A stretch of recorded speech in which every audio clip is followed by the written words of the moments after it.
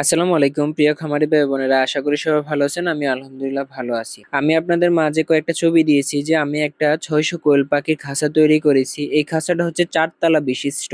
এই খাঁচাটা কিন্তু আমি একা তৈরি করি নাই, এটা হচ্ছে আমার ভাই প্লাস আমি মিলা, মানে আমার বড় ভাই আর আমি মিলা তৈরি করছি। আমাদের অভিজ্ঞতায় আমরা আল্লাহর রহমতে সবকিছু মোটামুটি কাজ করতে পারি বা জানি। এই খাঁচাটার উচ্চতা হচ্ছে 6 ফিট, প্রত্যেকটা খোপের হাইট হচ্ছে 1 ফিট করে, আর মাঝখানে হচ্ছে ট্রে রাখার জন্য 6 ইঞ্চি গ্যাপ আছে। আর এটা হচ্ছে যেদিক দিয়ে খাবারের বা ডিম বাইর হওয়ার মতো জায়গা, এই যে এই জায়গাটা এইখান পর্যন্ত হচ্ছে 1 ফিট, আর যেদিক দিয়ে পানি খাবে ওই দিক দিয়ে হচ্ছে 9 ইঞ্চি। খাবারের ইয়া থেকে পানির ইয়া পর্যন্ত 3 ইঞ্চি হচ্ছে লেভেল দিতে হয়, যাতে করে ডিমটা সহসা একদম গড়ায় সামনে চলে আসে। খাঁচাটার পাশে হচ্ছে 34 ইঞ্চি এবং লম্বায় 7 ফুট। 34 ইঞ্চির মধ্যে 4 ইঞ্চি হচ্ছে ডিম যে জায়গাটার মধ্যে আইসা থাকবে ওই জায়গাটাতে, বাকি 30 ইঞ্চি হচ্ছে ভিতরে যে পাখি থাকবে ওই পাখির অংশ হচ্ছে 30 ইঞ্চি। আমি অন্য খাঁচার তুলনায় আমার খাঁচাটা হাইট দিছি এবং অনেক বড় সড়ো করে করছি, যাতে করে কাজ করতে খুব সহজ হয়, ইজিলি ভাবে সবকিছু করতে পারি এই জন্য। নিচে যে ট্রে রাখার যে গ্যাপটা, এই গ্যাপটা হচ্ছে 6 ইঞ্চি, প্রত্যেকটা গ্যাপ হচ্ছে 6 ইঞ্চি।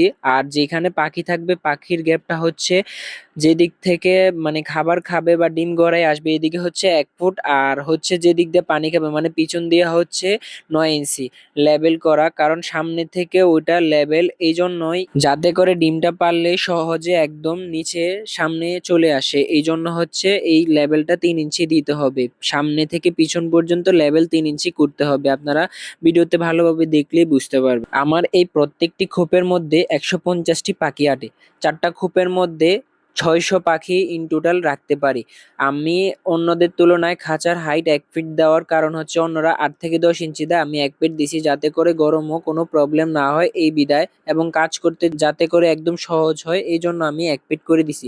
টোটালি হচ্ছে এক কথা, এটা আমি আমার মনের মতো করে তৈরি করছি যাতে করে যে কোনো কাজ করতে, ময়লা পরিষ্কার করতে এবং সবকিছু করতে একদম সহজ হয় ওই বিদায়। আমার এই খাঁচাটি তৈরি করতে যা যা লাগছে এবং মোট কত টাকা লাগছে তা হচ্ছে: কাঠ লাগছে 10 ফুট। 10 ফুট কাঠের দাম আমার এখানে হচ্ছে প্রতি ফুট 350 টাকা। 10 ফুট কাঠের দাম হচ্ছে 3500 টাকা। নেট লাগছে, যেই সাইডের যে নেটগুলো এগুলো হচ্ছে 1 ইঞ্চির দিতে হয়, 1 ইঞ্চির নেট লাগছে 1300 টাকার। এবং নিচে যে পাখি যেটার উপরে দাঁড়াই থাকবে যে নেটটা, এই নেটটা হচ্ছে 1/2 ইঞ্চির দিতে হয়, 1/2 ইঞ্চির নেট লাগছে 1100 টাকার। এবং ট্রে গুলা যেই নেটের উপরে রাখতেছি, উপরে যে নেটটা তার উপরে যে ট্রে রাখতেছি এই নেটটা লাগছে 900 টাকার। খাবার এবং পানির পাত্র আমি RFL এর 4 ইঞ্চি পাইপটা ব্যবহার করছি। একটা পাইপ নিলে ওই পাইপটারও অর্ধেক করে সমানভাবে কাইটা নিতে হয়, কাইটা নিলেই দুনো পাশে খাবারেরও হয় পানিরও হয়। পাইপের ক্যাপ, যেই সাইডের ক্যাপ গুলা পানি যাতে না পড়ে যায় ক্যাপ গুলা নিছি, সব মিলাই হচ্ছে পাইপের পিছে খরচ হচ্ছে 1500 টাকা। এবং যে ট্রে গুলা দেখতেছেন এই ট্রে গুলা হচ্ছে বিভিন্ন টিনের দোকানে পেয়ে যাবেন। এই ট্রে গুলা RFL এর প্রতি ফুট 85 টাকা করে নেয়। এখানে ট্রে হচ্ছে আমার সবগুলো ট্রে মিলাই 2400 টাকা, ফেরেক এবং অন্যান্য সব মিলাই হচ্ছে 300 টাকা।